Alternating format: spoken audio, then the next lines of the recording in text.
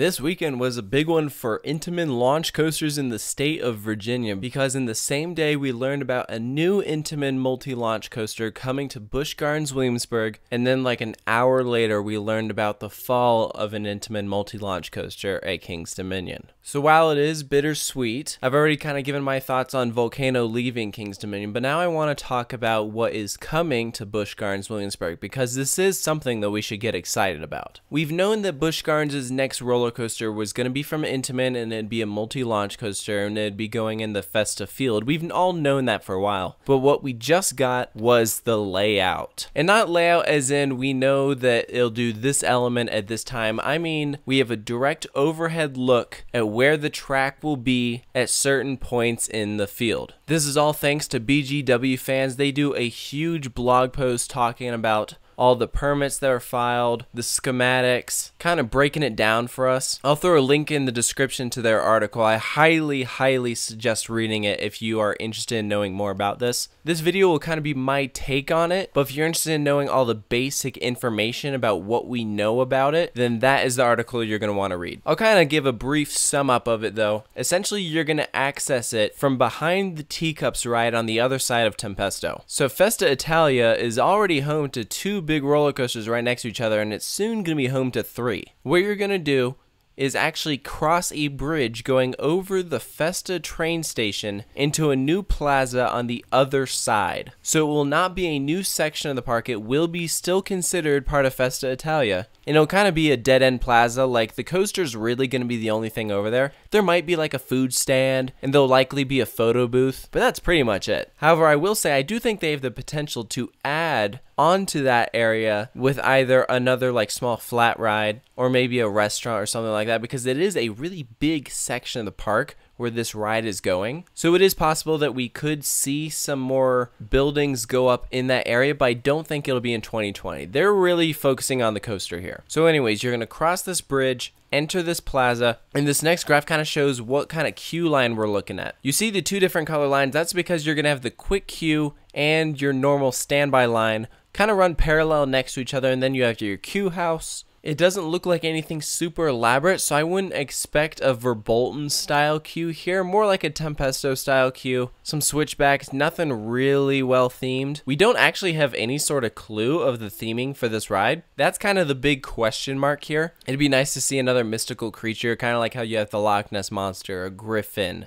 Alpengeist. So we'll see what they end up going with. So you get to your station, you board your vehicle. It looks like we're going to be seeing two trains on this ride. We can tell that because the storage bay doesn't look super big, although 3 trains would be a welcome addition. And just kind of judging by the layout, I feel like they might be able to run 3 trains on it because you have multiple block break sections with the different launches. But it could be just because of the length of the actual ride experience that there's no need to run 3 trains. They can do everything with 2 just fine. But let's kind of get into the layout. So you're going to turn left out of the station. It looks like we have some small S-curves. I wouldn't expect you to be taking these at high speeds or anything like an RMC pre-lift where you're kind of banking. I expect this to stay relatively flat. And then you hit your first launch section, and this looks to bank you up into a helix. I would not anticipate that launch sending you off at a very fast speed. It looks like it's mainly just to get some momentum going. I'd expect it to turn into an upward helix and then maybe an airtime hill. My guess would be that it passes over that first launch, so that could either be an inversion or an airtime moment, and then you fall back down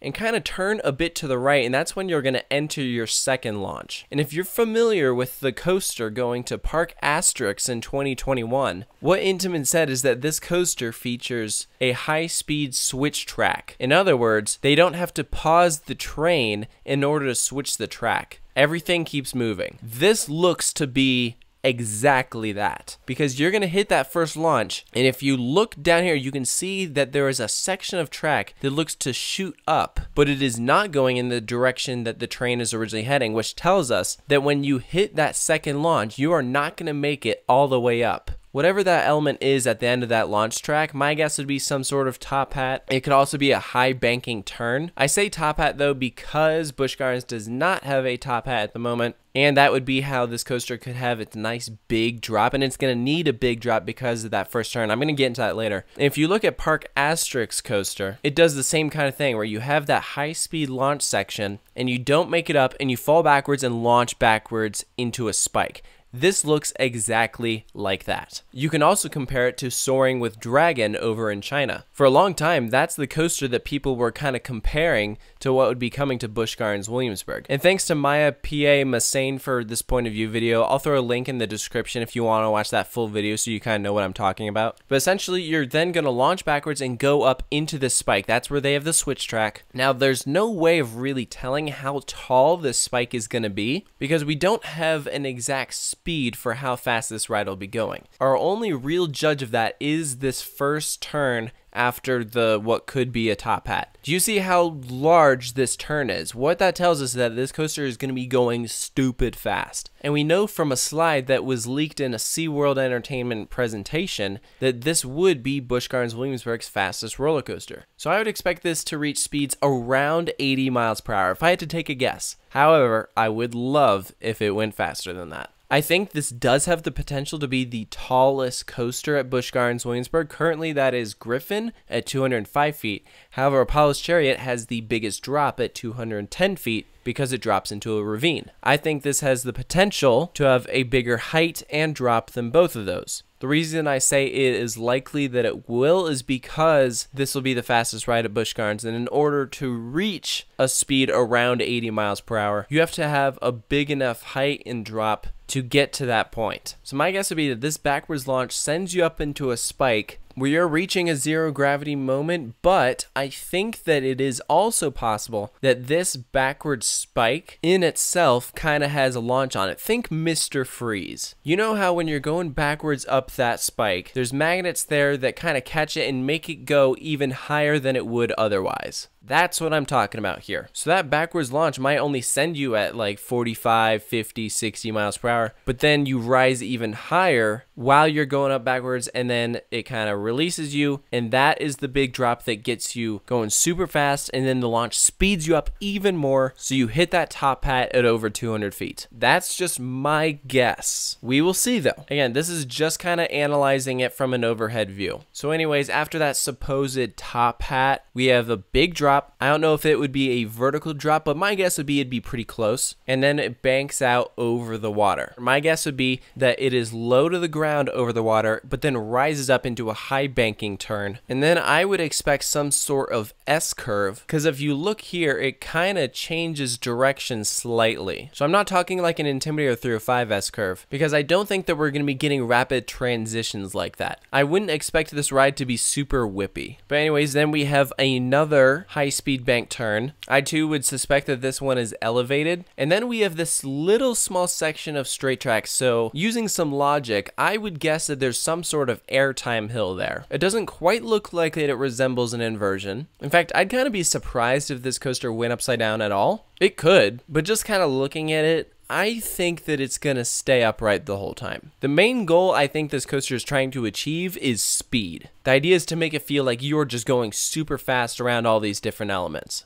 So you're going to fall back down, and it looks like this turn right here is going to be low to the ground and is actually going to pass underneath that drop down to the Rhine River. So assuming you stayed low to the ground here, you could then rise up again because it is going to come very close to the train tracks. So I could actually see part of the track passing over the railroad. But to do that, it would need to be elevated. So I could see that turn start off low to the ground and then bank up, pass back then again low, kind of do some sort of twist, and that's where you have that final section of straight track towards the station. I would suspect some more airtime hills as then it hits the brakes. The other thing that is totally possible, and we know this is possible because it is on the Park Asterix coaster, is we could see some sort of stall or outward bank turn or wave turn. These are those RMC-like elements that we know Intamin is starting to include on their rides. I'm sort of leaning towards no for the stall, but I think it is completely possible that an element on this ride could be a wave turn-like element or an outward bank turn. There's so many different turns on this ride that I would not be surprised if one of them chose to kind of bank you up in a lightning rod or outlaw run style fashion. But after that, that's pretty much it. The ride itself is not going to be super long.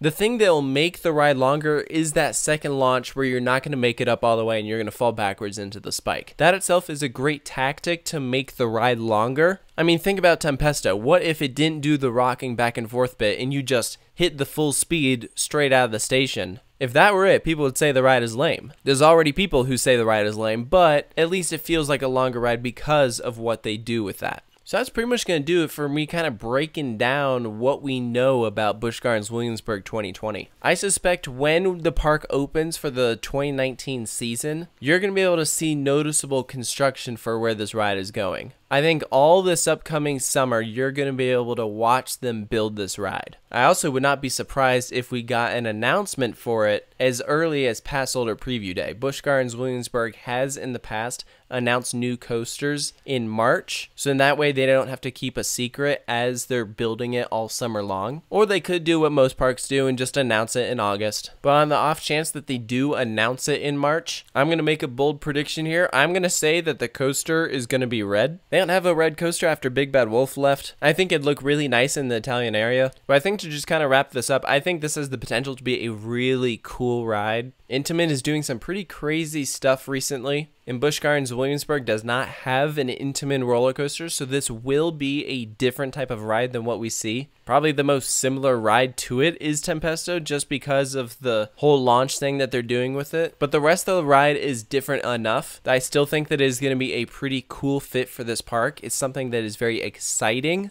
And I can't wait to bank against that water flying at stupid fast speeds. That is going to be very, very cool. So, hope you guys enjoyed this video. Make sure to stay tuned for more Busch Gardens Williamsburg 2020 coaster videos. I'll definitely have a lot more this year. Once we get an official announcement from the park, I'll do an analysis, and I'll be sure to have several construction updates come out along this summer. So stay tuned for those. Be sure to subscribe if you haven't already, and I'll catch you guys later.